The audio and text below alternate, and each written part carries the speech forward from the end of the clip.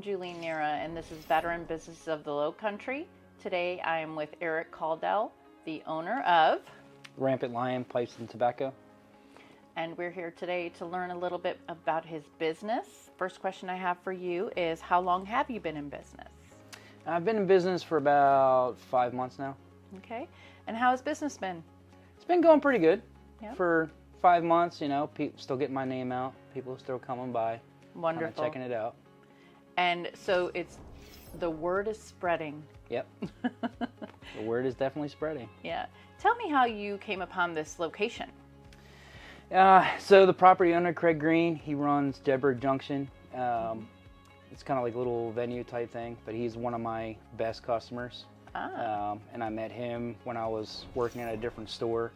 And when I was getting ready to leave there, we talked about it and figured that this was going to be a really good spot to have one. And it's proven to be so. Yep. You own Rampant Lion with your wife, Tara. Yep. So I'm kind of the front person. I'm always here. My wife, she is the business guru. She's the one that does all the back end stuff, does the accounting, the bookkeeping, and kind of coaches me along and whatnot. So they call that the glue? Yep. Yep. She is definitely the glue that holds me together with this. Good, good. Well, you definitely have to have your support in your business. Mm-hmm. Anybody can go online and buy a cigar, a pipe, or pipe tobacco. Mm-hmm.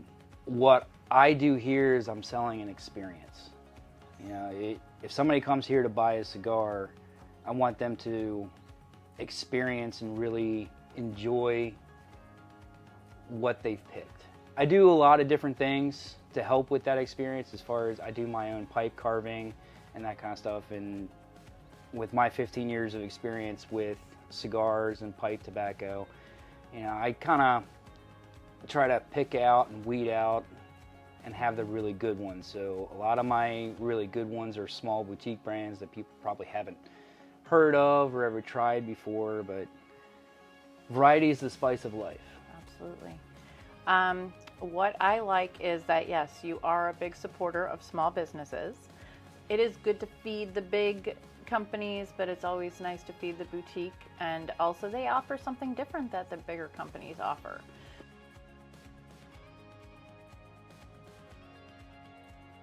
Are we in the like 50s, like probably about 25 to 30 different brands. Okay, that's a good, wow, that is a good representation. Yeah, I feel. How did you come upon the small businesses? Did you do research, or? A lot of it just comes from before I was a store owner, you know, just going around to different cigar lounges, cigar bars, and that kind of stuff. And I watch YouTube videos of cigar reviews and stuff like that, reading Cigar Aficionado and that kind of stuff. The PCA, which is kind of the, I guess, political end of the tobacco industry, they hold a convention every year where a lot of these smaller boutique brands and stuff like that, they'll go and they'll present their new blends and their products and that kind of stuff there for business owners and that kind of stuff. This is obviously your passion. If you're putting that much work into it, that's very impressive. I mean, you're doing the research, and then you're also like taking mental notes, and so you definitely have a passion for it. Tobacco, premium tobaccos, so cigars, pipes, it's a lot like fine wine.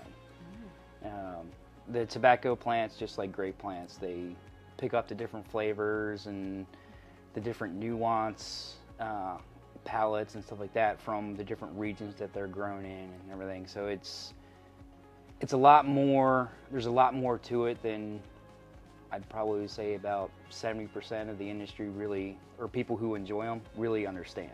Wonderful. I guess that's one of my other motivations to doing a store like this, is I'm trying to sway people and give them the real information rather than just listening to what FDA says. Good. You know, the FDA is always about talking about tobacco. When they're talking about tobacco, they're actually only talking about cigarettes. Right. And a lot of the mainstream cigarettes these days don't actually have tobacco in them. It's burnable paper soaked in nicotine with a bunch of other chemicals. So. Wow. That just kind of blew my mind, and it really makes sense when you think about it. So obviously we're going to provide all of the information about your business.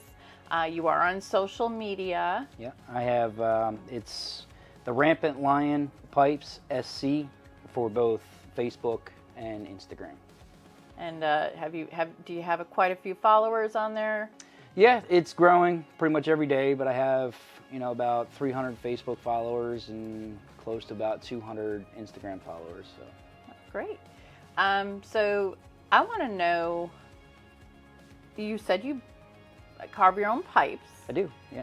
That's quite a craft. So I guess I've always kind of been interested in carving and stuff like that. I was in the Boy Scouts when I was younger, and my grandfather on my mother's side, he was a woodworker. He made toys and all kinds of little things for kids and whatnot. So I've kind of always been almost intrigued, I guess, by carving. Wow. And I love pipes. I love being able to sit down and enjoy a pipe. And one day I just kind of was like, you know what, I'm gonna make my own. So I just kind of started carving it. Wow. And I carve it more, I guess you would call it old school style. I don't really use any tools other than a drill to drill the airways. Wow. But everything else is all done by carving knife, all done by hand. Another passion of yours then. It all lends together. I love it. So you said your wife, Tara, and about your family. How many are in your family? So my Tara and 3 kids.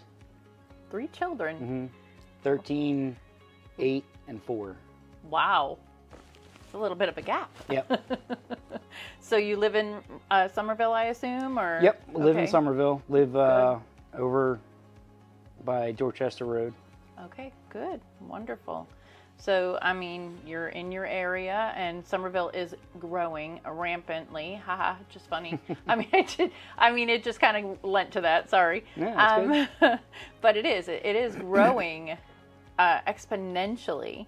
So I'm sure that you're just going to continue to grow yourself, because I've never seen another business like this.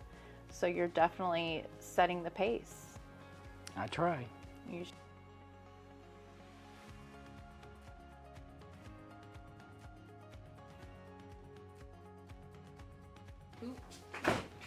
Hey, Eric. Hey, how you doing, Chase? Pleasure. Nice to meet you. Thanks for having us here today.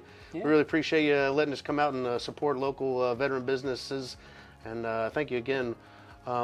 Real quick, just give us a little bit of background on your military history, where you started, family, anything like that. We'd love to just hear a little bit more about your background. And So starting with my family, I really haven't had any family that was in the military. My father was a Barnum City police officer for 23 years. Thank him for his service as well. I will. My uncle and my cousin both are also police officers. My cousin's a police officer in Charleston. My military service, spent 10 years, basically left for the Navy right after high school. I was on Theodore Roosevelt CVN 71 for 4 years and transferred into the inshore boat units, where I became a small craft captain and driving inshore boat units and stuff like that. Okay. Had a good time. How long were you in, roughly? About 10 years. About 10 years. Yep. 10 years. Fantastic. And the military career, how did that more of transition into being a business owner? Like, how does it help with challenges, things like that? Where did that, hey, let me take the leap into becoming a business owner? The military provides a lot of unique skill sets as far as management goes, leadership, all that kind of stuff. And learning that from like my master chiefs, my senior chiefs, and that kind of thing, the interpersonal communications and the connections and stuff like that really kind of help build a business that's not oriented towards money, it's oriented towards people. Service. Yep. Yeah, it's not so much, again, the one sale, it's the helping the clients, things Yeah. like that. Fantastic. Well, great. Well, I'm glad it's going well so far for you. Yeah, And it's going well. excellent, excellent. Well, we'd love to get a little more review around your shop and learn a little bit more about your products and things like that. And I see you have a few things right here in front of you right here. Can you tell us a little bit about the one, that very interesting pipe you have in your hand there? So this is my Navy Meerschaum pipe. It's a Eagle Claw. It's got USN I see the USN there. Fantastic. carved into it and stuff like that. This is kind of my most upscale pipe that I have. Okay. Not for sale, that one. No. This is my own personal one. But I love smoking out of this thing. It's the Cadillac of pipes. These are commission pipes that I'm carving. So customer commissioned me to carve this pipe, so I'm carving these out of Italian briar. And I do everything by hand. I don't use hand tools other than, or power tools other than a drill. Other than a drill? So I use my carving knives to kind of carve it and everything. And this is a piece of driftwood that I picked up off a beach that I'm going to carve into a pipe stand for this pipe. Oh, interesting. So it'll sit like that.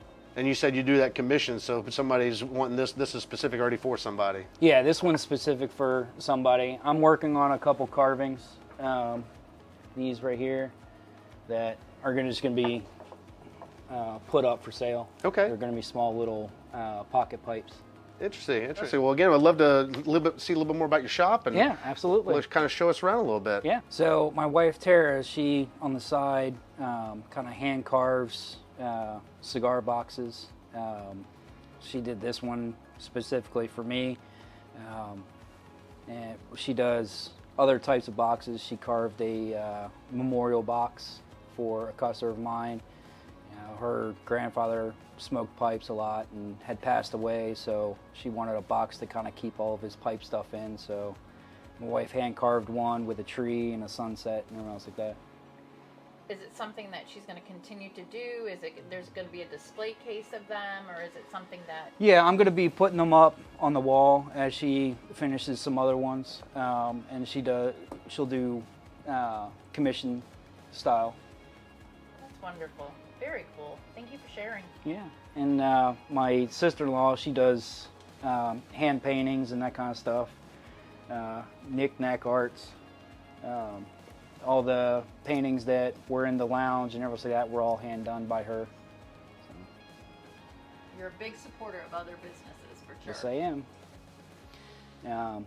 And this is my retail pipe selection here. I got Vikings, some Capris. This is a Rattray Calabash pipe, Peterson, some Stillwells, and then I have my corn cobs, which everybody loves a corn cob. And back here on this wall, this is all of my pipe tobacco selection that I have. I have loose leaf tins, and I do for all my local pipers and stuff like that when they come in, because it's kind of nice, at least for me, for being a pipe smoker. I'd like to try certain tobaccos before I go and buy any. So what I do for my pipers is these small tins below it. It really comes to smell. Smell brings back a lot of different memories and that kind of stuff. And if you smell it and you really enjoy the smell, you're more than likely gonna like the taste of it. So, do you like chocolate? Yeah. So, this is dark chocolate. It's a aromatic pipe tobacco. Okay. Oh my. Wow. That is. Oh my gosh. Wow. Makes So, me want to That smoke a smells pipe. delicious.